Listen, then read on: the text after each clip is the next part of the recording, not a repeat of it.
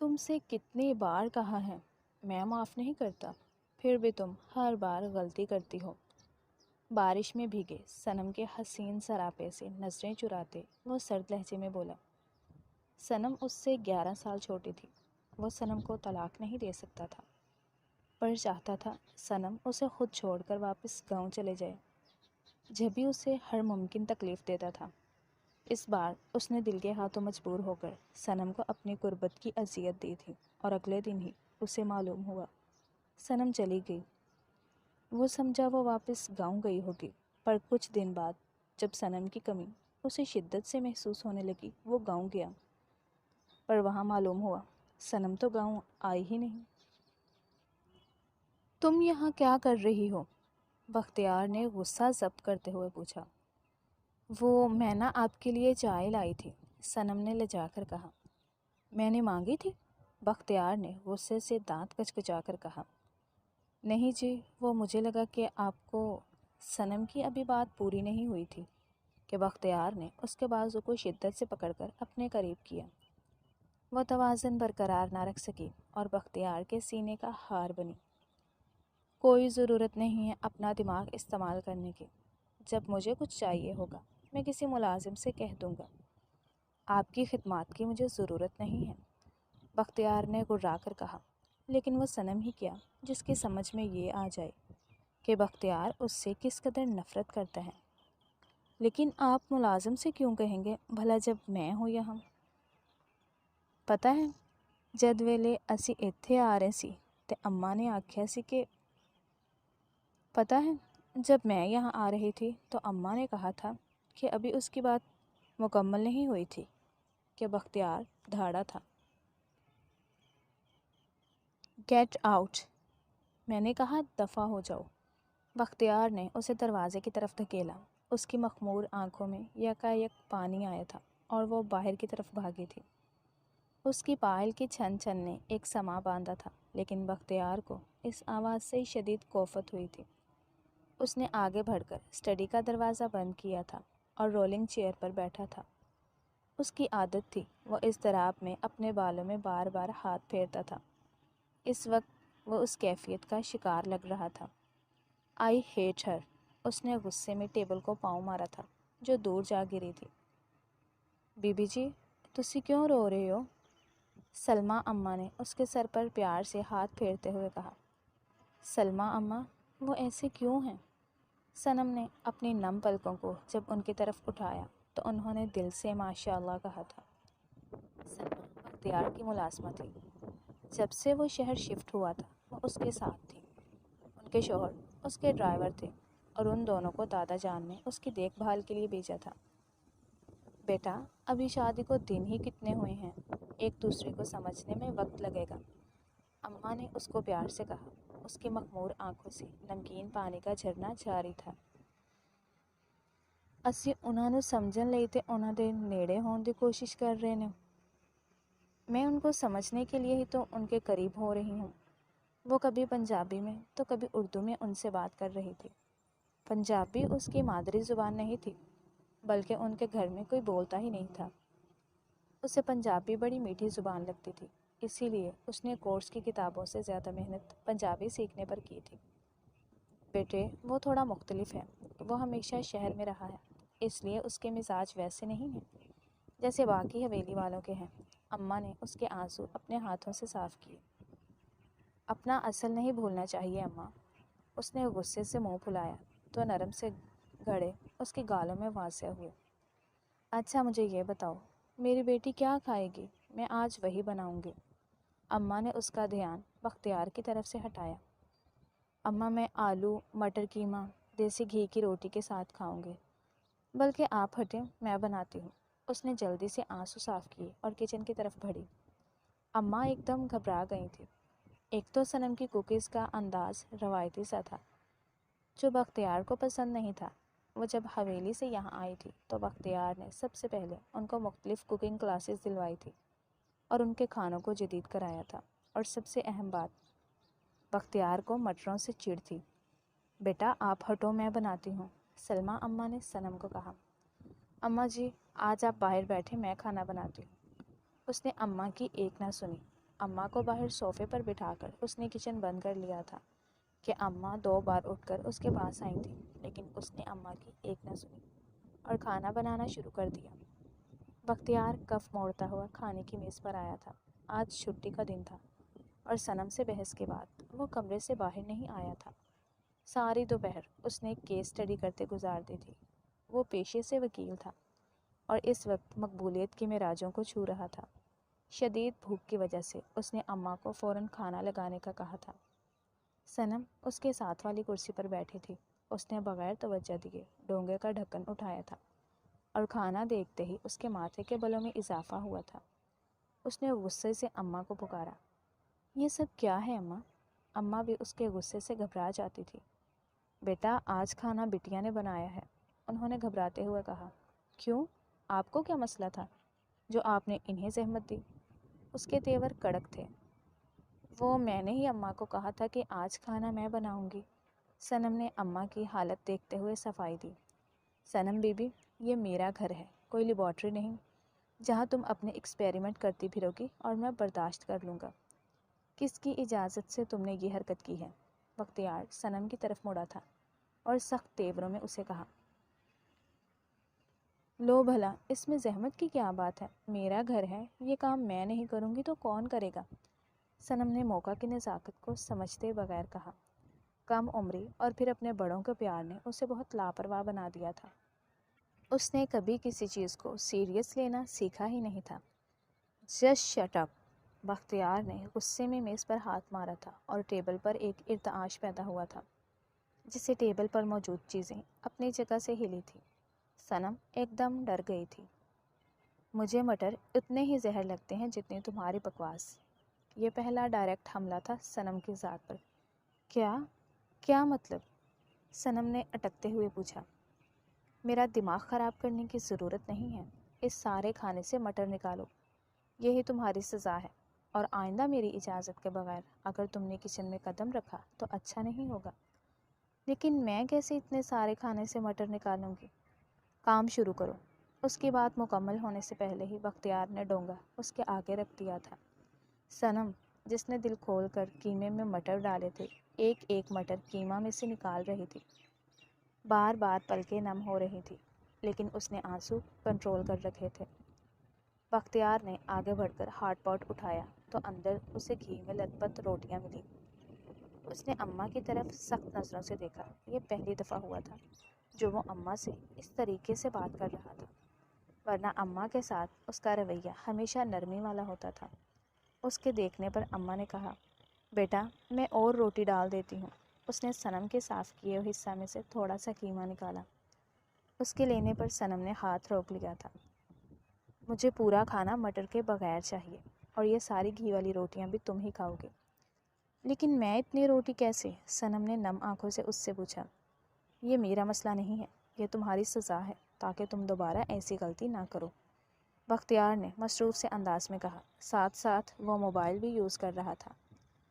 اماں روٹی لے آئیں تو بختیار نے کھانا کھایا۔ اس کے چہرے کے تاثرات بتا رہے تھے کہ اسے کھانے کا ذائقہ پسند نہیں آیا تھا۔ اماں اسے کب سے چپ کرا رہی تھی، جو 3 روٹیاں کھا کر مرنے کو ہو رہی تھی۔ باقی روٹی اماں نے اس سے لے لی تھی کہ وہ کوارٹر میں لے جائیں گی۔ وہ 3 روٹیاں بھی بختیار کی موجودگی کی وجہ سے مجبوراً اسے کھانی پڑی تھی۔ اماں ایسے کون کرتا ہے؟ اس نے ناک سڑ سڑ کرتے ہوئے کہا۔ بیٹا میں تمہیں بتا رہی تھی لیکن تم نے سنا ہی نہیں۔ بختیار کو مٹروں سے نفرت ہے اور نہ ہی وہ گھی والی روٹی کھاتا ہے، یہاں تک کہ وہ پتلی روٹی کھاتا ہے بچے۔ اماں نے اسے چپ کرانے کی ہر ممکن کوشش کی تھی۔ اماں پھر بھی کوئی اپنی نئی نویلی دلہن نال انج نہیں کرتا۔ اس کی آدھی اردو آدھی پنجابی پر اماں کے چہرے پر مسکراہٹ ابھری تھی۔ میری دھی، وہ اصولوں کا پکا ہے، اماں نے رسان سے کہا۔ میں نے جد ویلے دادے نو شکایت کرنی ہے تو پھر انہاں دی ساری اکڑ نکل جاوے گی۔ بختیار جو کسی کام سے یہاں سے گزرا تھا، اس کی بات پر اس کے قدم تھمے تھے۔ کیا کہو گی تم دادا جان کو؟ بختیار نے دروازے میں کھڑے ہو کر پوچھا۔ وہ بیٹا بچی ہے، ایسے غصے میں، اماں بیچ میں بولی تھی۔ اماں آپ اپنے کوارٹر میں جائیں، بختیار نے صنم کو دیکھتے ہوئے اماں کو کہا۔ صنم نے تھوک نگلا تھا۔ اماں چلی گئی تھی اور بختیار کمرے میں داخل ہوا۔ تمہیں تمیز نہیں ہے بات کرنے کی؟ یہ کس طرح تم دادا جان کو دادے کہہ رہی ہو؟ اور پنجابی میں بات کرنے سے کتنی رکعت کا ثواب ملتا ہے تمہیں؟ جب یہ تمہاری زبان نہیں ہے تو کیوں اپنا پینڈو پن ہر جگہ ظاہر کرنے کی کوشش کرتی ہو اور زبان کو بگاڑ دیتی ہو؟ بختیار نے اس کے ساتھ بیٹھتے سختی سے کہا۔ وہ اسی تے ہمیشہ ہی داتے آکھتے ہیں۔ آدھی اردو آدھی پنجابی پر اسے اوت کر غصہ آیا تھا۔ وہ دونوں زبانوں کو تباہ کر رہی تھی۔ ہاں میں جانتا ہوں تم کس قدر بدتمیز ہو، مجھے اپنی بدتمیزیوں کی جسٹیفیکیشن دینے کی ضرورت نہیں ہے۔ بختیار اس کی زبان درازی پر جھنجھلایا تھا۔ میں دادے نو دساں گی۔ صنم پھر بھی باز نہیں آئی تھی۔ اسے لگتا تھا دادا کی دھمکی سب سے زوراور چیز ہے۔ بختیار نے اس کی طرف دیکھا تھا۔ اس کی سرخ آنکھوں سے صنم ایک لمحے کے لیے ڈری تھی، لیکن پھر اس نے اپنی بے ترتیب ہوتی دھڑکنوں کو سنبھالا تھا۔ وہ کیوں ڈرے؟ بختیار تو اس کے شوہر ہیں۔ بختیار نے اسے بالوں سے پکڑ کر اپنے قریب کیا تھا، اتنا قریب کہ اس کی سانسوں کی گرمی صنم کے چہرے پر محسوس ہو رہی تھی۔ تم دادا جان کو کچھ نہیں کہو گی؟ دادا جان تو کیا، تم گھر کے کسی فرد سے بھی میری ذات کو ڈسکس نہیں کرو گی۔ Is that clear? بختیار نے سرد لہجے میں پوچھا۔ صنم نے بے ساختہ سر کو اوپر نیچے ہلایا تو اس کے ہونٹ بختیار کے سرد ہونٹوں سے ٹکرا گئے۔ ایک لمحے کے لیے دونوں کے جذبات میں تبدیلی آئی تھی۔ بختیار نے اسے فوراً چھوڑا تھا اور باہر نکل گیا تھا، جبکہ صنم کے لیے اپنا آپ سنبھالنا مشکل ہو گیا تھا۔ صنم کہاں ہے اماں؟ بختیار ابھی کورٹ سے واپس آیا تھا۔ اس نے رات کو سائڈ ٹیبل پر ایک فائل رکھی تھی، اب وہ نہیں مل رہی تھی۔ جبھی اس نے اماں سے صنم کا پوچھا۔ بیٹا وہ تو اوپر چھت پر بیٹھی دھوپ سینک رہی ہے، اماں نے کہا۔ آج کل دھوپ کون سینکتا ہے؟ اسے سن کر ہی اکتاہٹ ہوئی تھی۔ موسم اتنا سرد بھی نہیں تھا کہ دھوپ سینکی جائے۔ بختیار اوپر کی طرف بڑھا تھا۔ جیسے ہی اس نے چھت پر قدم رکھا، چھت کا حشر دیکھ کر اس کے ماتھے کی رگیں تنی تھی۔ جگہ جگہ املی کی گٹکیں پڑی تھی، کہیں مالٹے کے چھلکے تھے تو کہیں پشتے اور مونگ پھلیوں کے۔ اس نے چھت پر نظر دوڑائی تو صنم اسے دیوار پر لٹکی نظر آئی۔ وہ جلدی سے آگے بڑھا تھا۔ یہ کیا کر رہی ہو تم؟ اس نے اسے نیچے کھینچا تھا۔ ہائے اللہ، آپ نے تو مینوں ڈرا دیا۔ اردو بولا کرو صنم، دونوں زبانوں کو مکس مت کیا کرو، بختیار نے عاجز ہو کر کہا۔ مینوں چنگی لگدی ہے پنجابی، تسی بھی بولا کرو، وڈا مزہ آتا ہے، اس نے مزے سے کہا۔ وہ اتنا لطف لے کر پنجابی بول رہی تھی کہ اس کے چہرے کا ہر نقش ساتھ ساتھ حرکت کر رہا تھا۔ مجھے کوئی شوق نہیں ہے ایک ساتھ دو زبانوں کی بے حرمتی کرنے کا۔ جو بھی زبان بولا کرو پورے ڈھنگ سے اس کا حق ادا کیا کرو۔ یہ کیا آدھی اردو آدھی پنجابی؟ آج پہلی دفعہ وہ نارمل انداز میں اس سے بات کر رہا تھا، مقصد اسے کسی ایک زبان پر لانا تھا۔ اس سے پہلے وہ مزید کچھ بولتی بختیار بولا تھا۔ یہ تم دیوار پر کیوں لٹکی ہوئی تھی؟ وہ میں ساتھ والوں کے گھر جھانک رہی تھی، صنم نے معصومیت سے کہا۔ کیوں؟ بختیار نے آئیبرو اچکا کر کہا، ہاتھ سینے پر باندھے تھے۔ اس کو صنم کی بات پسند نہیں آئی تھی۔ وہ جی ہم گاؤں میں ہر گھر میں جھانکتے تھے، میری دوستیں رہتی تھی نا تو چھت پر سے ہی ہم باتیں کرتے تھے۔ بختیار کو اس کی بات پر غصہ آیا تھا۔ Are you mad? کیا تم پاگل ہو؟ یہ کیا فضول حرکتیں ہیں تمہاری؟ اس میں فضول کیا ہے؟ صنم کی زبان میں کھجلی ہوئی تھی۔ بختیار نے اسے بازو سے پکڑا تھا اور تھوڑا جھنجھوڑا تھا۔ تم جاہل لڑکی، تم گاؤں میں نہیں ہو، یہ شہر ہے، اور اس طرح کسی کے گھر میں جھانکنا ایک غیر اخلاقی حرکت ہے۔ تم ایک مشہور وکیل کی بیوی ہو اور تمہاری اس حرکت پر مجھے کتنی شرمندگی اٹھانی پڑ سکتی ہے۔ یہ تو شکر ہے تمہاری اس فضول حرکت کو کسی نے دیکھا نہیں۔ اور یہ چھت کی کیا حالت کی ہوئی ہے؟ تم ایک نہایت جاہل لڑکی ہو۔ اس کی بات پر صنم کو برا لگا تھا۔ آپ کو تو میری کوئی بات بھی پسند نہیں، صنم نے نروٹھے پن سے کہا۔ پسند کرنے کی کوئی وجہ بھی ہونی چاہیے، تم میں کچھ بھی ایسا نہیں جسے بندہ پسند کر سکے، بختیار نے صفاقی کی انتہا کی تھی۔ صنم کی آنکھوں میں نمی ابھری تھی۔ شاید تم زیادہ ہی معصوم ہو یا معصوم بننے کی ایکٹنگ کر رہی ہو۔ مجھے تم میں کوئی دلچسپی نہیں ہے۔ اگر دادا جان مجھے مجبور نہ کرتے تو میں تم سے کبھی شادی نہ کرتا۔ اس نے صنم کے قدموں تلے سے زمین کھینچی تھی۔ بختیار نے غصے میں وہ بات کہہ ڈالی تھی جو وہ پچھلے 2 ماہ سے اپنے اندر رکھے ہوئے تھا۔ صنم کا چہرہ دیکھ کر بختیار کو احساس ہوا تھا کہ اس نے حقیقت آشکار کر کے غلطی کی ہے۔ وہ مڑا تھا اور نیچے چلا گیا تھا۔ پیچھے صنم تھی اور اس کا ٹوٹا ہوا دل۔ حاکم مالک پور عزیزل گاؤں کے جاگیردار تھے۔ ان کے 3 بیٹے تھے۔ بختیار سب سے بڑے بیٹے شجاع ملک کا سب سے چھوٹا بیٹا تھا۔ اس سے بڑی 3 بہنیں تھیں۔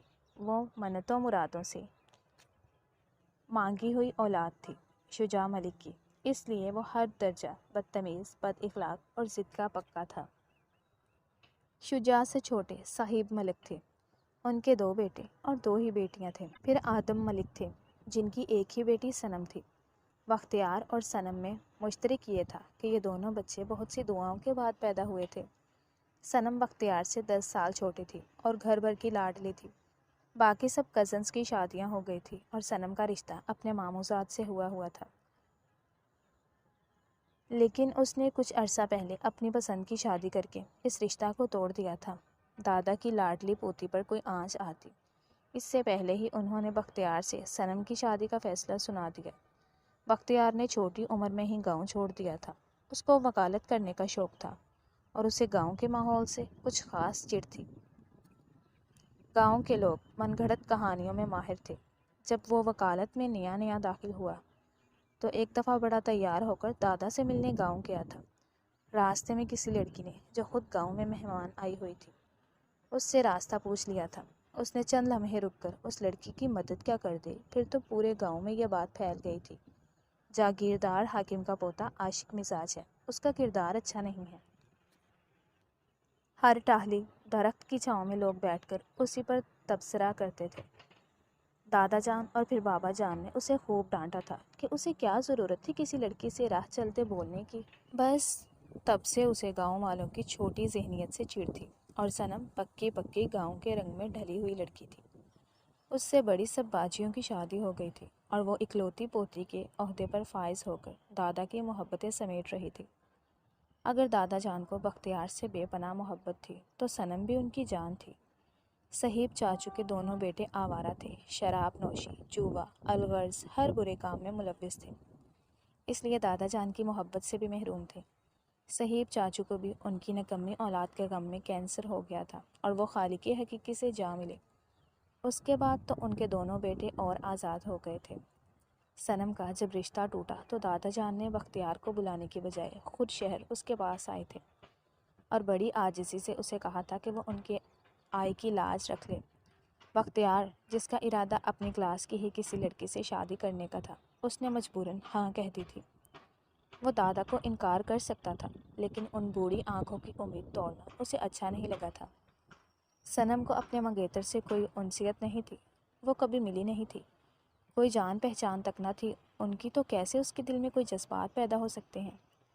لیکن جب اسے پتہ چلا تھا کہ اس کی شادی بختیار سے ہو رہی ہے تو خود بخود اس کے دل میں جذبات پیدا ہو گئے تھے۔ اوپر سے اس کے دوستوں نے بختیار کی اتنی تعریف کی تھی کہ وہ ہوا میں اڑنے لگی تھی۔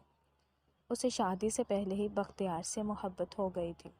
بختیار رخصتی کے حق میں نہیں تھا، لیکن دادا جان کو انکار کر کے وہ بنی بنائی عزت خراب نہیں کرنا چاہتا تھا۔ اس کا ارادہ تھا کچھ دن شہر میں رکھ کر وہ صنم کو واپس گاؤں بھیج دے گا، لیکن صنم تو کسی اور ارادے سے آئی تھی۔ وہ تو شادی سے پہلے ہی بختیار کی محبت میں ڈوب گئی تھی۔ بختیار کو ان 2 ماہ میں اندازہ ہوا تھا کہ اس نے دادا جان کا حکم مان کر کتنی بڑی غلطی کی ہے۔ صنم کا بچپنا، اس کی عادات، اس کا فیشن، کچھ بھی تو ایسا نہیں تھا جو وہ اسے اپنے سرکل میں صنم کو بیوی کی حیثیت سے متعارف کرا سکے۔ اس نے فیصلہ کیا تھا وہ صنم کو مجبور کر دے گا کہ وہ خود یہاں سے گاؤں چلی جائے تاکہ برائی اس کے سر نہ آئے، لیکن صنم کچھ ڈھیٹ واقع ہوئی تھی۔ وہ بختیار سے بالکل مختلف ہے، اس بات کا اندازہ بختیار کو شادی کی رات ہوا تھا۔ اس کے دوستوں نے وائٹ پھولوں سے کمرے کو بہت خوبصورتی کے ساتھ سجوایا تھا۔ جب وہ کمرے میں داخل ہوا تو دلہن بیڈ پر نہیں تھی۔ اس نے کچھ حیرانگی سے کمرے میں نظر دوڑائی تو صنم اسے ڈریسنگ ٹیبل کے آگے کھڑی ملی۔ امی اور بڑی بہنوں سے اس نے صنم کے بچپنے کے بہت قصے سنے تھے۔ امی تو دل و جان سے صنم کی دیوانی تھی، ان کے بقول حویلی میں رونق ہی صنم کی وجہ سے تھی۔ وہ کمرے میں داخل ہوا تو صنم اس کی طرف مڑی۔ بلا شبہ وہ ایک خوبصورت لڑکی تھی، لیکن اس وقت اس نے اپنا حشر بگاڑا ہوا تھا۔ وہ نیل پینٹ سے ماتھے پر آئی بروز سے اوپر ڈاٹ لگا رہی تھی، جیسے پرانے زمانے کی دلہنوں کے لگایا جاتا تھا۔ یہ کیا کر رہی ہو تم؟ بختیار کے منہ سے اچانک نکلا تھا۔ جی وہ میک اپ درست کر رہی تھی۔ موئی بیوٹیشین نے تو یہ نقطے لگائے ہی نہیں، حالانکہ یہ مجھے بہت پسند ہے۔ فضول میں عجیب سوکھا سا میک اپ کر دیا نا، نہ تیز بلش لگایا۔ مجھے نا جی پرانے زمانے کی دلہن بننے کا شوق سی، تے میں وہی شوق پورا کر رہی سی۔ بات کے آخر میں وہ خود بخود شرما گئی تھی۔ کچھ دیر پہلے شیشے میں جب ان دونوں کو ایک دوسرے کا چہرہ دکھایا گیا تھا تو بختیار نے دیکھا تھا کہ صنم اچھی لگ رہی تھی، اچھا خاصا ڈھنگ کا میک اپ کیا ہوا تھا، لیکن اب وہ جوکر لگ رہی تھی۔ صنم جائیں منہ دھو کر آئیں، بختیار نے ضبط سے کہا۔ وہ لڑکا جو اپنی پسند کے مطابق جینے کا عادی تھا، جو مزاج کے خلاف ایک لیمپ بھی کمرے میں برداشت نہیں کرتا تھا، اس کا واسطہ کس ہستی سے پڑ گیا تھا؟ اس نے دل ہی دل میں دادا جان سے ہزاروں شکوے کر دیے تھے۔ دادا جان نے جب اس کے انکار پر اقرار کے لیے دلیل دی تھی تو کہا تھا کہ بختیار صنم ایک سلجھی ہوئی لڑکی ہے، دل ٹوٹا ہوا ہے بچے، یہ کوئی عام بات تو نہیں ہے کہ اس طرح منگنی ٹوٹ جائے۔ تم میری جان مجھے بہت عزیز ہو، مجھ پر یقین کرو، میں تمہارے لیے کبھی کوئی غلط فیصلہ نہیں کروں گا، بلکہ تمہیں اپنی سب سے قیمتی چیز دے رہا ہوں۔ اور یہ تھی وہ قیمتی چیز جس کی اس حرکت نے ہی اس کے دل کو کھٹا کر دیا تھا۔ اسے اس کی بلا وجہ کی بولڈنس بھی اچھی نہیں لگی تھی۔ لڑکی کے اندر جھجک، شرماہٹ اور نرمی ہی اچھی لگتی ہے، لیکن صنم ان سب چیزوں کے برعکس کھڑی چپڑ چپڑ کرتی اسے زہر لگی تھی۔ کیوں جی، ابھی تو میری منہ دکھائی بھی نہیں ہوئی، اس نے اونچی آواز میں کہا۔ آہستہ بولو، تمہیں بات کرنے کی تمیز نہیں ہے کیا؟ بختیار نے آگے بڑھتے ہوئے کہا۔ جی بس بہت ہو گیا، جاؤ اور یہ سب چینج کرو۔ اس کی بات ابھی مکمل نہیں ہوئی تھی کہ بختیار نے کہا۔ وہ بھاری دل کے ساتھ واش روم کی طرف بڑھ گئی تھی، لیکن بیچ میں رک کر اس نے یہ ضرور پوچھا تھا، وہ آپ نے جھنڈیاں کیوں نہیں لگوائیں؟ یہ کیا سفید پھولوں سے کمرہ سجوا دیا؟ بالکل اچھا نہیں لگ رہا۔ بختیار کی ہمت جواب دے گئی تھی۔ وہ صنم کے آگے سے گزر کر ڈریسنگ روم میں بند ہو گیا تھا اور اس شدت سے دروازہ بند کیا تھا کہ صنم بھی اپنی جگہ ہلی تھی۔ جب صنم چینج کر کے کمرے میں آئی تو تمام لائٹس آف تھیں اور بیڈ پر ایک طرف بختیار سر تک کمبل لیے سو رہا تھا۔ اس کا دل بہت زور سے ٹوٹا تھا۔ اس نے آگے بڑھ کر دیکھا تو بختیار کے ہلکے ہلکے خراٹے گونج رہے تھے۔ صنم کو حیرت تو بہت ہوئی تھی، لیکن وہ خاموشی سے سو گئی تھی۔ ولیمہ تک بختیار نے بڑی مشکل سے ہر چیز کو برداشت کیا تھا۔ صنم کی ہر حرکت اسے چھچوری لگ رہی تھی۔ اس کے اونچے اونچے قہقہے اسے زہر لگ رہے تھے اور اس وقت زیورات سے لدی ہوئی تھی، اور یہ اس کی ذاتی چوائس تھی۔ نفاست اور سادگی نام کی چیز اس کی پرسنالٹی کا حصہ نہیں تھی۔ اس نے صنم کو اماں کے دیے ہوئے کنگن منہ دکھائی کے نام پر دیے تھے، جنہیں اس نے جلدی سے تھام کر کہا تھا، اوہ یہ تائی کے ہیں نا، مجھے بچپن سے یہ پسند تھے۔ بختیار کو لگا تھا اس کی یہ حسرت ہی رہ جائے گی کہ یہ لڑکی تمیز داروں والی کوئی حرکت کر لے۔ ولیمے کے بعد جب وہ واپس شہر آ رہا تھا تو دادا جان نے زبردستی صنم کو اس کے ساتھ بھیج دیا تھا، اور یہاں سے وہ گھر والوں سے شدید بدگمان ہو گیا تھا۔ دادا جان اس کی عادات سے واقف تھے، اس کی پسند ناپسند بابا جان سے زیادہ جانتے تھے۔ پھر بھی صنم کی شادی اس سے کرا کر دادا جان نے اس کے ساتھ ظلم کیا تھا۔ کہیں سے بھی تو نہیں لگتا تھا کہ صنم کا دل ٹوٹا ہوا ہے یا وہ غم میں ہے، بلکہ اس کی پھرتیاں اسے زج کر رہی تھی۔ شہر آ کر اس نے اپنے آپ کو مزید کام میں مصروف کر لیا تھا۔ وہ ہر ممکن کوشش کرتا کہ صنم سے دور رہے، اسے بات نہ کرے، اور صنم تو ہر وقت اس کے پیچھے لگی رہتی تھی۔ آج اس نے اپنے دل کی بھڑاس نکال دی تھی۔ صنم کی ساکت آنکھوں سے وہ گھبرا گیا تھا، لیکن اس نے جلد ہی اس بات کو اپنے دماغ سے اتار دیا تھا اور کام میں مصروف ہو گیا تھا۔ آج 2 دن بعد وہ گھر آیا تھا۔ کسی کیس کے سلسلے میں وہ لاہور گیا ہوا تھا۔ اس کے گیراج میں ہی 2 گاڑیاں کھڑی ملی تھی۔ اس نے چوکیدار سے پوچھا تو پتہ چلا دادا جان امی وغیرہ آئے ہوئے ہیں۔ جب وہ گھر میں داخل ہوا تو دادا جان کی گرجدار آواز گھر میں گونج رہی تھی، آنے دو اس خبیث کو، پوچھوں گا کس کے سہارے چھوڑ گیا تھا میری معصوم بچی کو۔ وہ کمرے میں داخل ہوا تو سبھی موجود تھے اور صنم بستر پر نیم دراز تھی۔ اس نے بآواز بلند سلام کیا اور ایک طرف بیگ رکھا۔ کہاں تھے برخوردار؟ دادا جان کے تیور سخت تھے۔ لاہور گیا تھا دادا جان، کیس کے سلسلے میں۔ تھکاوٹ اس کے چہرے سے عیاں تھی۔ بیمار بیوی کو اکیلا چھوڑ کر؟ دادا جان نے پھر کہا۔ جب میں یہاں سے گیا تھا تو یہ بالکل ٹھیک تھی، اس نے رسانیت سے جواب دیا۔ بختیار تم اتنے لاپرواہ تو نہیں ہو کہ 2 دن تم نے صنم بچی کی خیر خبر ہی نہ لی اور وہ بخار میں جلتی رہی؟ بابا جان نے مدھم آواز میں کہا۔ میرے حوالے سے یہ اتنے ہی لاپرواہ ہیں تایا جان۔ صنم کی آنکھیں بند تھیں لیکن وہ سب سن رہی تھی۔ دل ہی دل میں جواب دیا، بابا جان میں بھی تھکا ہوا آیا ہوں اور آپ لوگ کچہری لگا کر بیٹھ گئے ہیں۔ وہ چچی کی طرف مڑا تھا۔ چچی جان، جب ایک انسان پورا دن املی، مالٹے اور پتہ نہیں کیا کیا الٹی سیدھی چیزیں کھائے گا تو طبیعت تو خراب ہوگی ہی۔ بختیار نے بیک وقت 2 لوگوں کو جواب دے کر جان چھڑوائی تھی۔ صنم نے اپنی دلکش آنکھیں کھول کر اسے دیکھا تھا۔ دونوں کی نظروں کا تصادم ہوا تھا اور اس کی آنکھوں کے شکوے کو بڑی خوبصورتی سے بختیار نے نظر انداز کیا تھا۔ ہاں بیٹا، آپ ٹھیک کہہ رہے ہیں، غلطی اسی کی ہوگی، آپ پریشان نہ ہوں۔ ابھی سفر سے آئے ہیں، آپ آرام کر لیں، میں آپ کے لیے چائے بناتی ہوں۔ چچی نے کہتے ساتھ ہی اس کے سر پر پیار کیا تھا اور باہر کی طرف قدم بڑھا دیے تھے۔ سبھی ان کے پیچھے اٹھ کر چل دیے تھے۔ بختیار نے ایک نظر کمرے پر دوڑائی تھی۔ کمرہ بہت بے ترتیب تھا جو اس کی طبیعت پر برا اثر کر رہا تھا۔ اس نے انٹر کام پر ملازمہ کو بلایا تھا اور کمرہ صاف کرنے کا کہا تھا۔ اس نے صنم سے کوئی بات نہیں کی تھی، حال احوال تک نہ پوچھا تھا۔ صنم جو اس آس میں بیٹھی تھی کہ وہ اپنے کہے کی معافی مانگے گا، بالکل مایوس ہو گئی تھی۔ جب وہ فریش ہو کر آیا، صنم ویسے ہی بیٹھی تھی۔ وہ چپ چاپ باہر نکل گیا تھا۔ سجاول کے بیٹا ہوا ہے، بابا جان نے اسے بتایا۔ مبارک ہو آپ سب کو۔ اسے محسوس ہو رہا تھا کہ دادا جان ناراض ہیں، لیکن زیادہ ناراض تو وہ تھا دادا جان سے۔ جمعہ کو عقیقہ ہے، تم ہمارے ساتھ ہی چلو، امی جان نے کہا۔ امی میں اس طرح سب چھوڑ کر نہیں جا سکتا، میں جمعے کی صبح آ جاؤں گا۔ جمعرات کو میری ایک ہیرنگ ہے، اس نے چائے پیتے ہوئے رسانیت سے کہا۔ بھلے وکیل بنے ہو، باہر والوں کے لیے اپنوں کو نظر انداز کر رہے ہو، دادا جان نے کہا۔ دادا جان ایسا نہیں ہے، بس کام زیادہ ہے، آپ لوگ صنم کو اپنے ساتھ لے جائیں، میں بعد میں آ جاؤں گا، اس نے رسان سے کہا۔ نہیں، وہ تمہاری بیوی ہے، جہاں تم رہو گے وہ وہیں رہے گی، اور جب تم خود آؤ گے وہ تبھی آئے گی، دادا جان نے سختی سے کہا۔ وہ خاموش ہو گیا، لیکن اسے دادا جان کی اتنی سختی اچھی نہیں لگ رہی تھی۔ تسی چنگا نہیں کر رہے، آپ اچھا نہیں کر رہے، مجھے اکیلا چھوڑ کر جا رہے ہو، صنم نے روتے ہوئے دادا جان سے کہا۔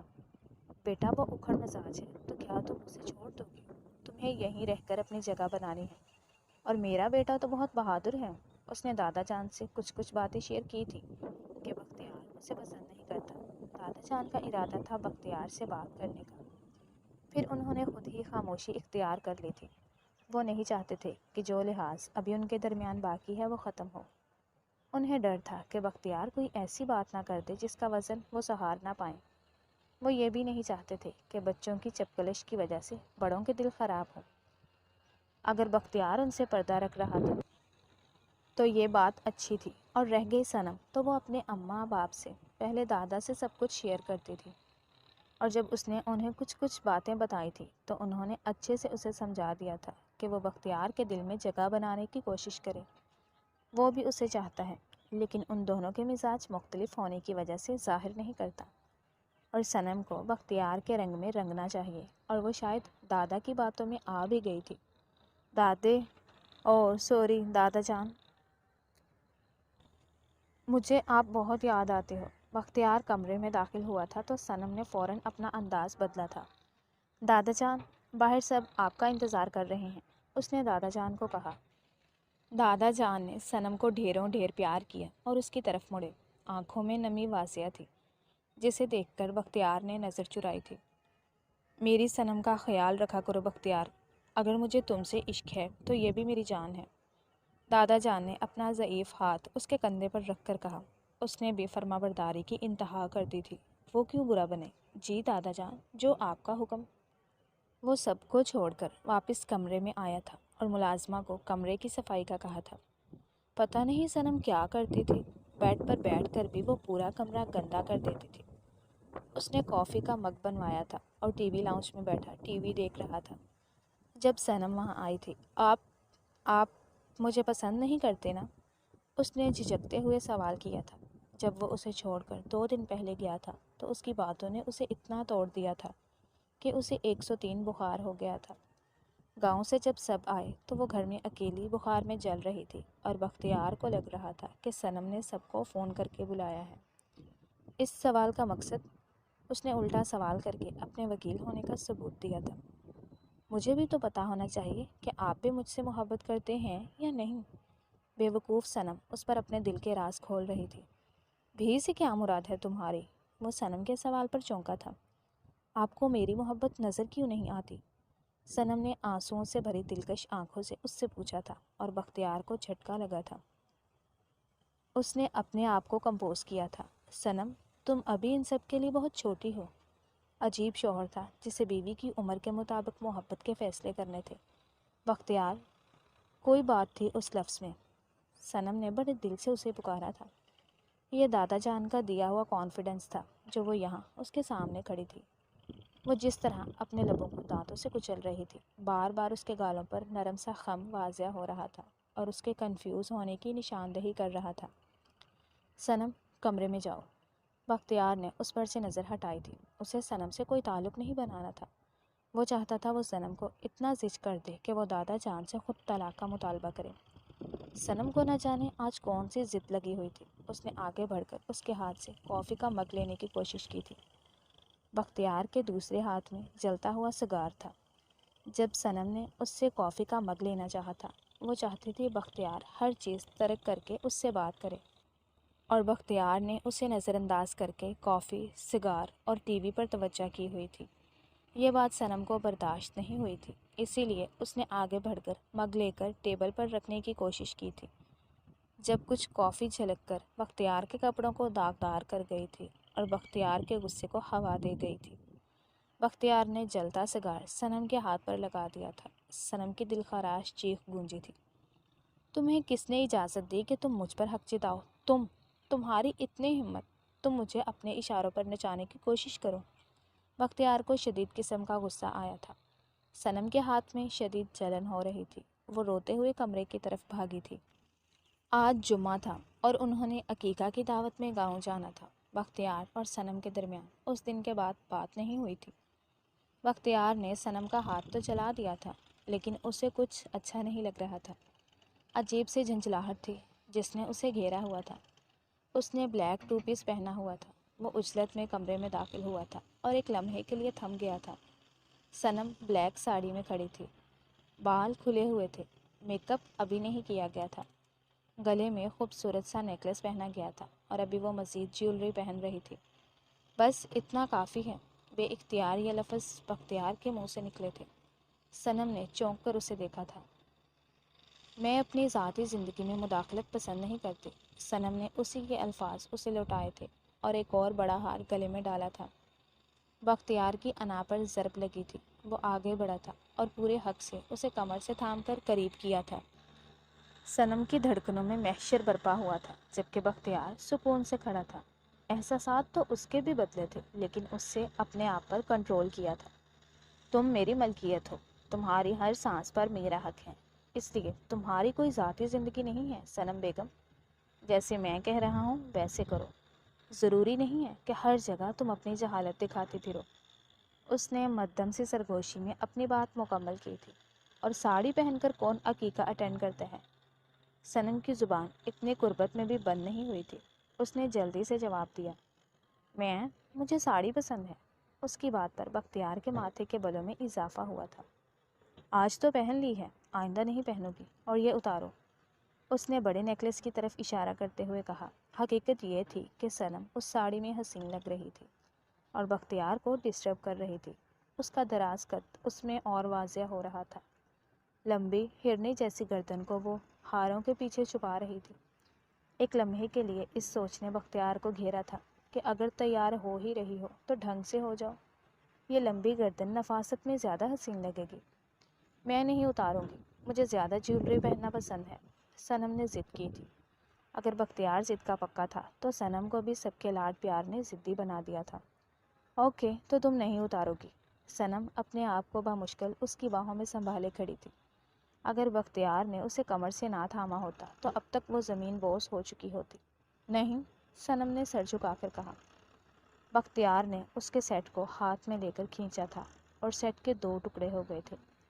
صنم نے ششدر ہو کر اسے دیکھا تھا۔ ایک دم ہی اس کی گہرے کنویں پانیوں سے آنکھیں بھر گئی تھی، اور یہ منظر بختیار کو بہت دلکش لگا تھا۔ اب کیسے پہنو گی؟ اس نے اس کی آنکھوں پر پھونک مار کر کہا۔ सनम ने हिचकी ली थी और उसी सितमगर के सीने पर सर रख कर रोना शुरू कर दिया था। बख्तियार के दिल को कुछ हुआ था। माहौल की फसूखेज़ी बढ़ती जा रही थी और सनम की हल्की हल्की सिसकियां एक रिद्म पैदा कर रही थी। ऐसा भी कोई जुल्म का पहाड़ नहीं टूट गया तुम पर जो तुम इस तरह रो रही हो। बख्तियार ने खुद को संभाल कर कहा, ये सेट दादे ने मुझे दिता सी। और माहौल में मौजूद भारीपन भग से उड़ा था। सनम का पेंडूपन सब कुछ बहा कर ले गया था। बख्तियार ने उसे खुद से दूर किया था। दादा जान लफ्ज़ होता है, उसने दांत कुचकुचा कर कहा। दोबारा जुड़ जाएगा, अब तैयार हो जाओ, हम लेट हो रहे हैं और जैसा मैं कहूँगा तुम बिल्कुल वैसे ही तैयार होगी, वरना अपनी बाकी चीज़ों के टूटने पर सारा दिन मातम करना। बख्तियार ने वार्निंग दी थी। सनम ने सुर्ख नज़रों से उसे देखा था और शीशे की तरफ बढ़ गई थी। सनम ने तैयार होना शुरू किया तो बख्तियार को लगा था कि हर चीज़ का सनम बेजा इस्तेमाल कर रही है। इतना तेज़ उसने ब्लश लगाया था कि बख्तियार का सर चकरा गया था। यही हाल लिपस्टिक का था और आंखों को तो उसने सुरमा दानी समझ लिया था। इन सब चीज़ों को हल्का करो और कोई लाइट कलर की लिपस्टिक लगाओ। लेकिन क्यों? मुझे तेज़ मेकअप पसंद है। बख्तियार ने उसकी बात पर तवज्जो दिए बगैर उसके होंठों को टिश्यू से साफ़ किया था। दिल तो दोनों के अलग ताल पर धड़क रहे थे। उसने टिश्यू सनम को पकड़ाया था और ड्रेसिंग के साथ टीक लगाकर खड़ा हो गया था। फिर सनम ने रोते हुए सारा मेकअप वैसा किया था जैसा बख्तियार चाहता था और वो डिसेंट सी प्यारी भी लग रही थी। सनम ने नेल पॉलिश उठाकर माथे पर डॉट लगाने चाहे तो बख्तियार ने सर थाम लिया था। उसने सख्ती से उसका हाथ थामा। तुम पागल हो, आज के दौर में ये कौन लगाता है? मुझे पसंद है ये, प्लीज़ लगाने देना, उसने रोते हुए मिन्नत की थी। सनम को अपना आप ऐसा लग रहा था जैसे वो किसी फौतगी में जा रही हो। इतनी सादा तो वो घर में भी नहीं रहती थी। हरगिज़ नहीं, तुम में फैशन सेंस नाम की चीज़ नहीं है और ये पायल भी नहीं पहनोगी अब से तुम। सनम ने बुझे दिल से नेल पॉलिश भी वापस रख दी थी और पायल की तरफ हाथ बढ़ाया था जब बख्तियार ने उसे कहा। फिर मुड़कर उसने शीशों वाला परांदा उठाया था। उसका इरादा परांदा डालने का था। नॉट अगेन, बख्तियार से छुआ था। अब की कीता है मैं? सनम ने नरूठे लहजे में पूछा। बालों का मैसी जूड़ा बनाओ, बख्तियार ने कहा। ओ की हुंदा है? सनम ने अपनी बड़ी बड़ी आंखों को फैलाकर पूछा था। जो गांव में तुम लोग कपड़े धोते हुए बनाती थी, बख्तियार ने रसान से कहा। हाय रब्बा नहीं बख्तियार, एने कार मेरे नाल। सनम की बात के अंदाज पर बख्तियार को गुस्सा आया था। मैं तुमसे बड़ा हूँ और तुम्हारा शोहर भी हूँ, मेरे साथ तू तड़ाक करने की ज़रूरत नहीं है। जूड़ा करो और ये इयरिंग पहनो, उसने रोते हुए सब किया था। इस वक्त वो बख्तियार के सामने खड़े थे और शायद पहली दफ़ा वो उसे अच्छी लगी थी। तुम तैयार हो? चलो चलते हैं। मुझे नहीं जाना। बख्तियार के बाहर जाते कदमों को उसके इनकार ने रोका था। क्यों? उसने आईब्रो उचका कर पूछा।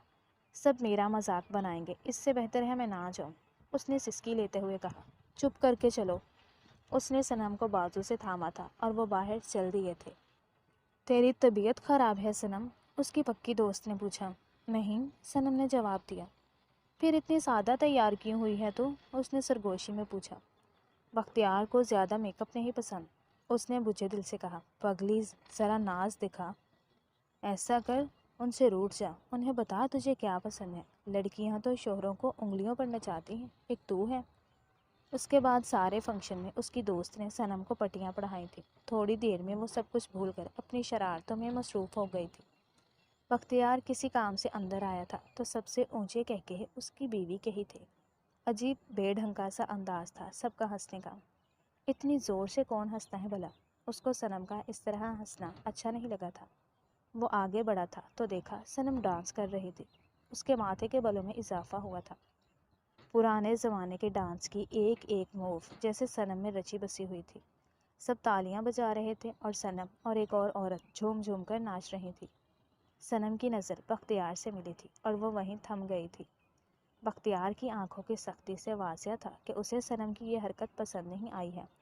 अरे बेटी, रुक क्यों गई? एक उम्र रसीदा औरत ने कहा। अम्मा जी, पीछे इसके मियाँ जी खड़े हैं, किसी लड़की ने हंसते हुए कहा। आ जाओ बेटा, तुम भी इसका साथ दो, अम्मा ने शफकत से कहा। उसने दिल में लाहौल पड़ी थी तो सनम को बाहर आने का कहा था। सनम ने थूक निगला था। उसे पता था बख्तियार को ये बात अच्छी नहीं लगी होगी। وہ باہر آئی تھی۔ بختیار اس کا ہاتھ تھام کر اسے اپنے کمرے میں لایا تھا اور صوفے پر دھکیلا تھا۔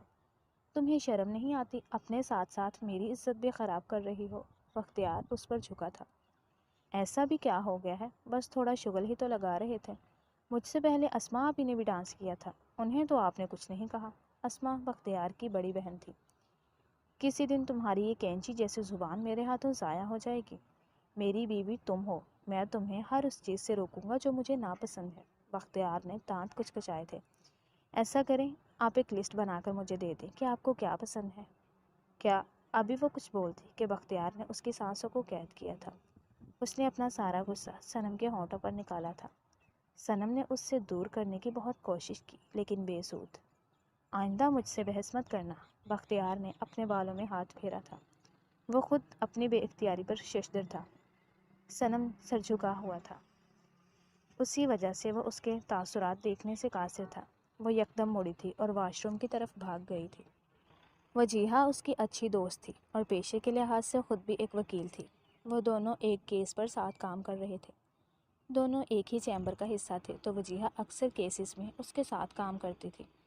ابھی بھی انہیں کسی کیس پر ڈسکشن کرنی تھی۔ وہ بختیار کے آفس میں بیٹھے تھے۔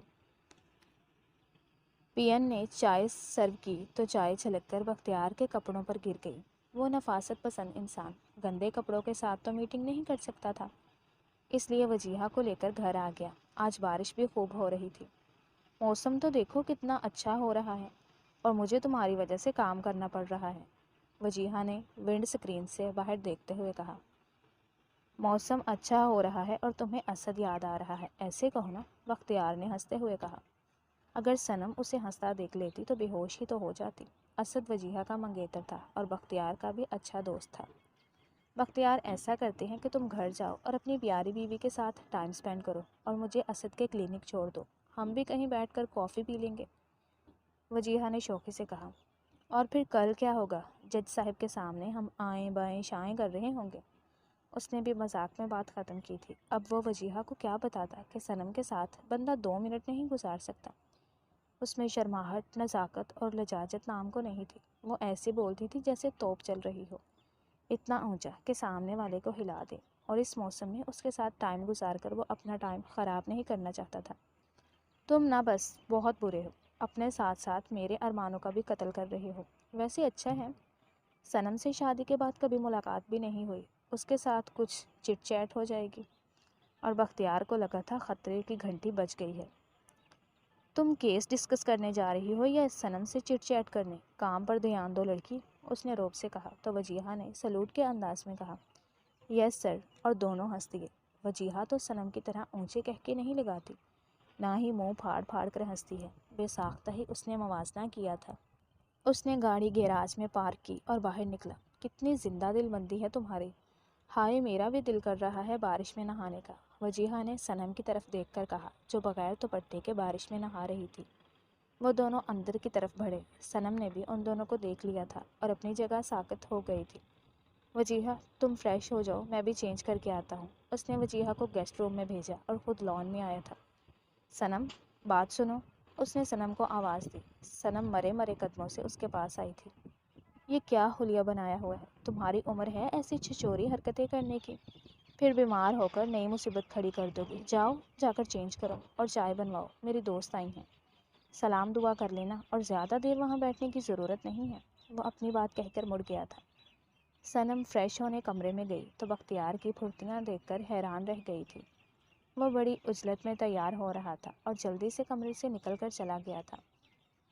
اس ڈائن سے ملنے کے لیے کتنے بےتاب ہو رہے ہیں، تو یہ ہے وہ لڑکی جس کی وجہ سے بختیار میرے ساتھ ایسا رویہ رکھے ہوئے ہیں اور مجھے کہہ رہے ہیں وہاں زیادہ دیر بیٹھنے کی ضرورت نہیں ہے۔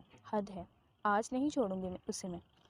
اسے بالکل یاد نہیں رہا تھا کہ وہ اپنی شادی پر وجیہہ سے مل چکی ہے، اور اس دن اتنے لوگوں سے ملی تھی کہ وجیہہ کو پہچان ہی نہ سکی۔ اس نے چائے بنوائی تھی اور خود ڈرائنگ روم میں لوازمات سے سجی ٹرالی لے کر آئی تھی۔ وہ دونوں کسی بات پر ہنس رہے تھے۔ السلام علیکم، کیسی ہو صنم؟ وجیہہ نے دیکھا تو سلام کیا تھا۔ میں آپ کے موجودگی میں ٹھیک کیسے ہو سکتی ہوں؟ صنم نے فوراً ہی وار کیا تھا۔ اس کی بات پر بختیار نے چونک کر اسے دیکھا تھا۔ کیا مطلب؟ وجیہہ نے کچھ کنفیوز ہو کر کہا۔ مجھ سے پوچھ رہی ہو کیا مطلب؟ نہیں میں پوچھتی ہوں تینوں شرم نہیں آتی؟ کیسے میرے شوہر پر ڈورے ڈالے بیٹھی ہو؟ صرف تمہاری وجہ کولوں یہ مینوں محبت نہیں کرتے۔ آج دیکھ کر مینوں میرے حقوق تو محروم رکھیا ہوا ہے۔ اس نے پنجابی میں کسی لڑاکا عورتوں کی طرح ہاتھ ہلا ہلا کر وجیہہ کو باتیں سنائی تھی۔ اس کی اتنی بولڈ گفتگو پر وجیہہ شرمندہ ہو گئی تھی اور بختیار کو کرنٹ لگا تھا۔ کیا بکواس ہے یہ؟ بختیار نے آگے بڑھ کر اس کے بازو کو سختی سے تھاما تھا۔ آج میں اس کو اپنی زندگی سے نکال کر ہی دم لوں گی۔ اس کی وجہ سے آپ نے مجھے میرے حقوق سے محروم رکھا ہوا ہے۔ بختیار کا صبر جواب دے گیا تھا۔ اس نے اس کا بازو تھاما تھا اور اس کو گھسیٹ کر کمرے سے باہر نکالا تھا۔ وجیہہ ایک دم پریشان ہو گئی تھی۔ بختیار روکو یار، کیا کر رہے ہو؟ وجیہہ نے آگے بڑھ کر بختیار کا بازو پکڑا تھا۔ ہائے میرے شوہر کو کیسے ہاتھ لگا رہی ہے؟ صنم کی آہو بکا جاری تھی۔ اللہ کرے تجھے کیڑے پڑیں۔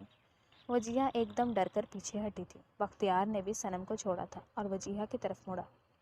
اس نے اپنی گاڑی کی چابی وجیہہ کو دی اور کہا، وجیہہ تم میری گاڑی میں پلیز گھر چلی جاؤ، میں تم سے بعد میں بات کرتا ہوں، اور یہ جو بھی ہوا اس کے لیے معذرت۔ بختیار کا انداز سخت تھا۔ وجیہہ فوراً نکل گئی تھی اور بختیار صنم کو تھام کر کمرے میں لایا تھا۔ تم گھٹیا عورت، تم نے میری زندگی خراب کر دی، میں تمہیں زندہ گاڑ دوں گا۔ وہ دہاڑا تھا۔ اس نے اپنے بالوں میں ہاتھ پھیر کر اپنے اضطراب کو کم کرنے کی کوشش کی تھی۔ ادھر دیکھو، اس نے حکم دیا۔ اس کی آواز دھیمی گونجتی ہوئی گرجدار تھی۔ وہ ہچکچا رہی تھی۔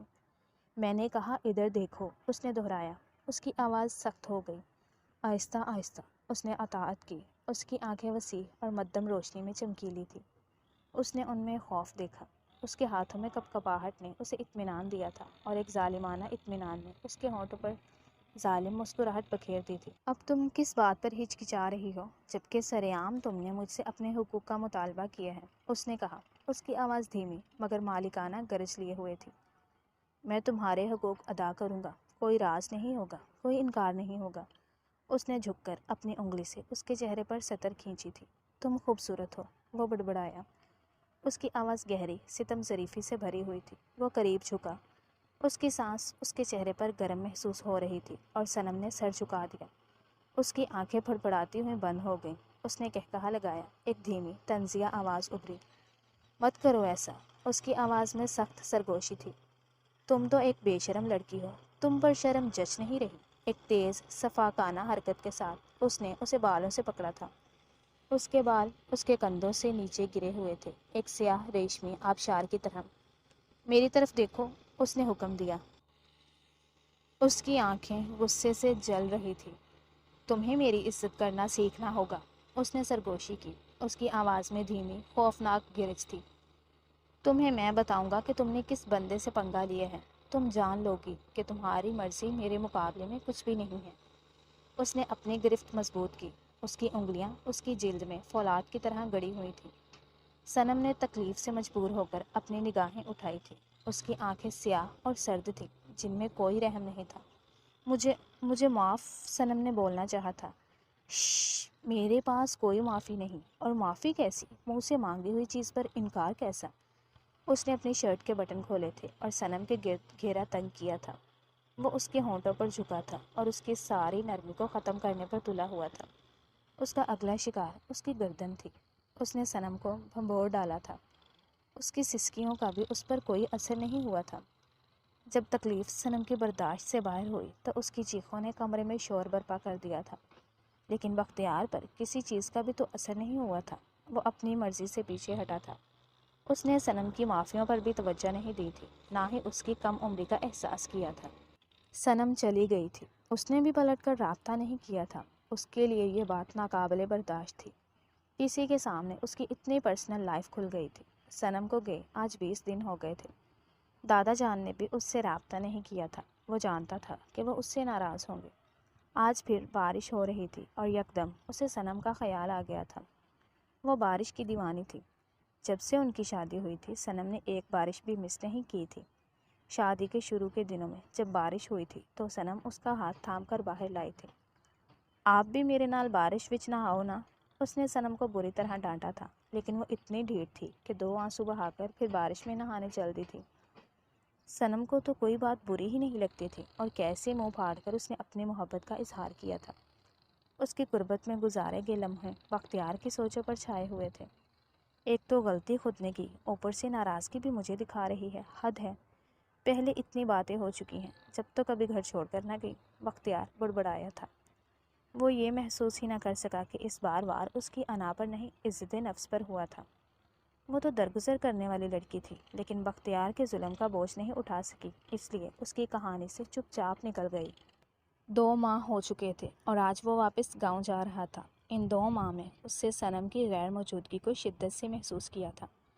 آہستہ آہستہ اسے بے ترتیبی کی جو عادات ہو رہی تھی، اب ہر چیز ترتیب پر دیکھ کر پہلا خیال ہی صنم کا ہوتا تھا۔ آج صبح 7 والوں کے گھر سے ایک بچہ آیا تھا اور اس نے میری صنم کہاں ہے کہ نعرے لگا دیے تھے۔ پیچھے اس بچے کی ماں بھی تھی۔ سلام دعا کے بعد اسے پتہ چلا تھا کہ یہ لوگ اس کے پڑوسی تھے اور صنم کی اس بچے سے بہت دوستی تھی۔ دونوں اکٹھے بیٹھ کر چھت پر دھوپ سینکتے تھے اور بچہ صنم کا دیوانہ تھا۔ صنم کی وجہ سے میں مطمئن ہو گئی ہوں، میرا بچہ پوری صحبت سے بچ گیا، ورنہ آج کل کے بچے ہر وقت گلیوں میں ہی نظر آتے ہیں۔ صنم اس کے ساتھ پارک بھی چلی جاتی تھی۔ بالکل گھر والا ماحول دیا ہے اس نے سنی کو۔ جب سے وہ گئی ہے یہ بیمار ہو گیا ہے۔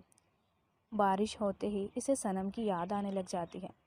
میرا بنتا تو نہیں ہے، لیکن میں بڑی مجبور ہو کر پوچھ رہی ہوں، صنم کب تک واپس آ جائے گی؟ وہ ٹھیک تو ہے نا؟ یا آپ مجھے گاؤں کا ایڈریس دے دیں، میں اس کو ملوا لاتی ہوں۔ بچے کی ماں نے کہا۔ وہ آج پہلی دفعہ ان خاتون سے ملا تھا۔ اسے تو یہ بھی نہیں پتا تھا کہ اس کے پڑوس میں رہتا کون ہے۔ جی وہ بالکل ٹھیک ہے، بس کافی ٹائم سے گئی نہیں تھی گاؤں، تو اس لیے رہنے چلی گئی۔ میں آج گاؤں ہی جا رہا تھا اس کو لینے کے لیے، اس نے کہا۔ تھوڑی دیر میں وہ عورت اپنے بچے کو بلا کر لے گئی تھی اور اس نے گاؤں کی طرف سفر شروع کیا تھا۔ یاد تو صنم اس کو بھی آ رہی تھی۔ آج وہ سوچ رہا تھا، اس کی آدھی اردو آدھی پنجابی اتنی بھی بری نہیں لگتی تھی۔ اس کی غیر موجودگی نے اس کی اہمیت کا احساس دلوایا تھا۔ کیسے وہ ہر وقت آگے پیچھے پھرتی تھی اور اسے چڑ ہوتی تھی۔ اب اسے کیسے اس کی کمی محسوس ہو رہی تھی۔ صنم بڑی خاموشی سے اس کی زندگی میں اور اس کے گھر میں جگہ بنا چکی تھی اور وہ اسے ہی سوچتا ہوا وہ گاؤں پہنچا تھا۔ سب سے ملنے کے بعد اس کی نظریں صنم کو ڈھونڈ رہی تھی۔ ابھی وہ پوچھتا ہی کہ اماں نے کہا صنم کو کیوں نہیں لائے؟ اسے دھچکا لگا تھا۔ ابھی وہ کچھ کہتا ہی کہ چچی بولی 2 ماہ ہونے والے ہیں، اس بے وفا لڑکی نے فون تک نہ کیا مجھے۔ وہ پریشان ہو گیا تھا۔ تو کیا صنم یہاں نہیں آئی تھی؟ اگر صنم یہاں نہیں آئی تو کہاں تھی؟ وہ اپنے کمرے میں گیا تھا اور سر تھام کر بیٹھ گیا تھا۔ وہ سب کچھ ریکال کر رہا تھا۔ اب اسے کیا کرنا چاہیے تھا؟ وہ فوراً دادا جان کے پاس گیا تھا۔ آپ جانتے ہیں صنم کہاں ہے؟ دیکھیں مجھ سے جھوٹ مت بولیے گا۔ دادا جان مجھے پتہ ہے، آپ کو سب کچھ پتہ ہے۔ دادا جان نے اسے جن نظروں سے دیکھا تھا، اسے لگا تھا وہ زمین میں گڑ گیا تھا۔ ہم نہیں جانتے، انہوں نے سکون سے کہا۔ دادا جان پلیز، وہ ان کے قدموں میں بیٹھا تھا۔ کیا پلیز؟ تم نے اچھا نہیں کیا بختیار، دادا جان نے افسوس سے کہا۔ پلیز مجھے بتا دیں کہ وہ کہاں ہے، اس نے عاجزی سے کہا۔ 2 ماہ بعد تمہیں خیال آیا کہ تمہاری بیوی لاپتہ ہے؟ دادا جان نے اسے مزید شرمندہ کیا۔ میں شرمندہ ہوں دادا جان، مجھ سے غلطی ہو گئی۔ اس کی آنکھوں میں ندامت کے آنسو تھے۔ اس کو لگا تھا کہ اس کی سب سے پیاری چیز اس سے چھین گئی ہو۔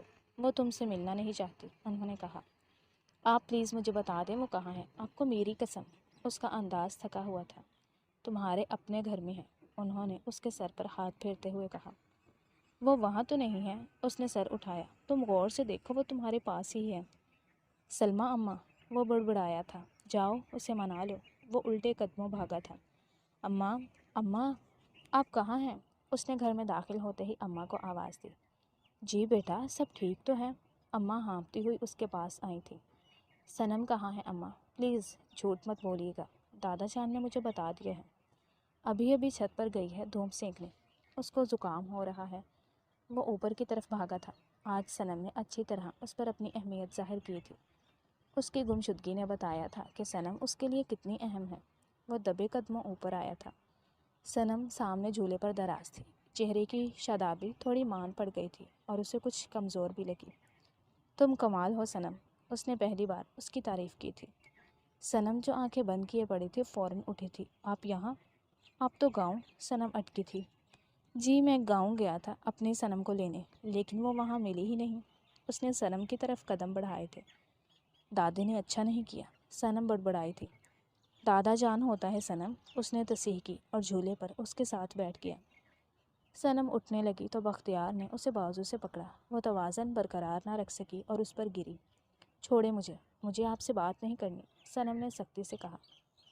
تمہیں میری محبت نظر کیوں نہیں آ رہی؟ بختیار نے صنم کے لفظوں میں ہی اپنی محبت کا اظہار کیا۔ صنم چونکی تھی، لیکن اس نے اس کی بات کو اگنور کیا۔ معافی نہیں مل سکتی؟ بختیار نے جھک کر اس کے نرم گرم سے گالوں کے خم پر لب رکھے تھے۔ آپ کی زندگی میں تو معافی کا کوئی لفظ ہی نہیں ہے۔ صنم نے ناک سکیڑی تھی اور ٹیشو سے ناک صاف کی۔ جب تک آپ سے محبت نہیں ہوئی تھی تب تک معافی کا مجھ سے کوئی تعلق نہیں تھا۔ اب آپ کی محبت پانے کے لیے معافی میری ہم قدم ہے، کیونکہ میں جانتا ہوں میں نے تمہارا بہت دل دکھایا ہے۔ اس نے نرمی سے اس کے لبوں کو چھوا تھا۔ صنم گھبرا کر پیچھے ہوئی تھی۔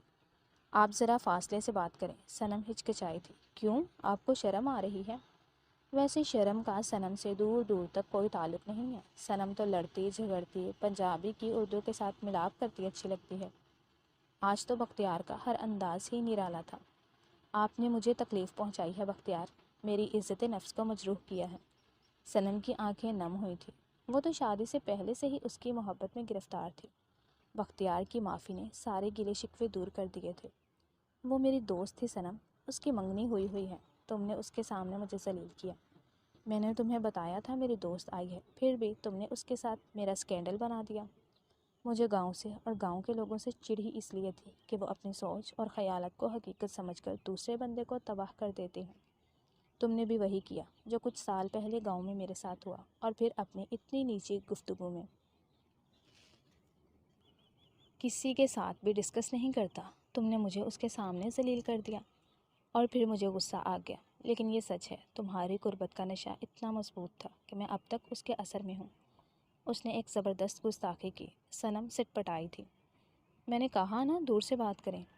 جناب اب تو آپ سے دور مر کر ہی ہوں گے۔ بختیار نے پھر اسے قریب کیا تھا۔ آپ کیسی باتیں کر رہے ہیں، اللہ نہ کرے آپ کو کچھ ہو۔ میں وعدہ کرتی ہوں بختیار، ہر اس چیز کو چھوڑ دوں گی جو آپ کو پسند نہیں۔ غلطی مجھ سے بھی ہوئی ہے، آپ مجھے معاف کر دیں۔ صنم نے اس کے لبوں پر اپنا ہاتھ رکھ کر اسے فضول بولنے سے روکا تھا۔ وہ بیچاری تو دل کے ہاتھوں مجبور تھی۔ اس کی بات سن کر اس کا دل کانپ گیا تھا۔ پھر اپنے محبوب مجھے معاف کر دیا، میں وعدہ کرتا ہوں اب تمہیں کبھی تکلیف نہیں دوں گا۔ تم اپنے مطابق جیسے چاہتی ہو زندگی گزار سکتی ہو، بس پلیز میک اپ لائٹ کرنا، بختیار نے عاجزی سے کہا۔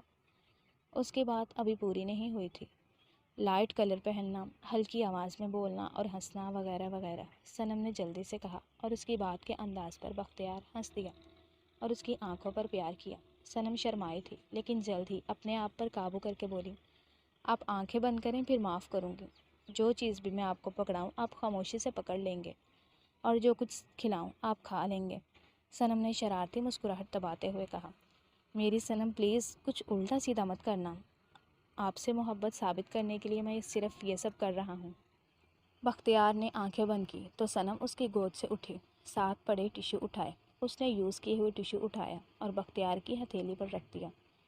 دوسرے ٹیشو سے ہاتھ صاف کر کے اس نے پیکٹ سے املی نکالی اور نمک لگا کر بختیار کے منہ میں ڈال دی، اور ایک دم سے وہ اس سے دور جا کر کھڑی ہوئی۔ بختیار نے کھٹے پن پر آنکھیں کھولی تھی اور ٹیڑھے میڑھے منہ بنائے تھے۔ صنم یہ توبہ، اس نے تھوک پھینکا اور پھر اپنے ہاتھ کی طرف دیکھا۔ چھی، یہ کیا گندی ہے۔ صنم کا ہنس ہنس کر برا حال ہو گیا۔ دی گریٹ بختیار کی صنم نے ایسی کی تیسی کر دی تھی۔ میں تمہیں چھوڑوں گا نہیں، پورا بدلہ لوں گا۔ وہ اس کے پیچھے بھاگا تھا اور صنم ہنستے ہوئے سیڑھیوں کی طرف بھاگی تھی۔ اس نے نوٹس کیا تھا صنم اونچا اونچا نہیں ہنس رہی تھی، بلکہ دھیمے سے ہنس رہی تھی۔ اس کے علاوہ اس کی ڈریسنگ بھی تھوڑی مختلف تھی۔ صنم نے خود کو بدلا تھا، اب بدلنے کی باری اس کی تھی۔ اب ہر طرف صرف محبت تھی۔ دونوں نے اپنی غلطیوں سے سیکھا تھا اور یہ سمجھا تھا کہ کسی کو صرف سختی سے نہیں بلکہ پیار سے بھی بدلا جا سکتا ہے۔ ختم شد۔ ڈیئر ریڈرز اینڈ لسنرز، کیسا لگا آپ کو یہ مکمل ناول؟ کمنٹس میں ضرور بتائیے گا۔ ناول اچھا لگا ہو تو ویڈیو کو لائک کر دیں، دوستوں کے ساتھ شیئر کر دیں اور چینل کو سبسکرائب کر دیں تاکہ آنے والا ہر نیا ناول آپ تک پہنچتا رہے۔ کل ملتے ہیں کسی نئے ناول کے ساتھ، نئے کرداروں کے ساتھ۔ تب تک کے لیے اپنا خیال رکھیے گا۔ اللہ حافظ۔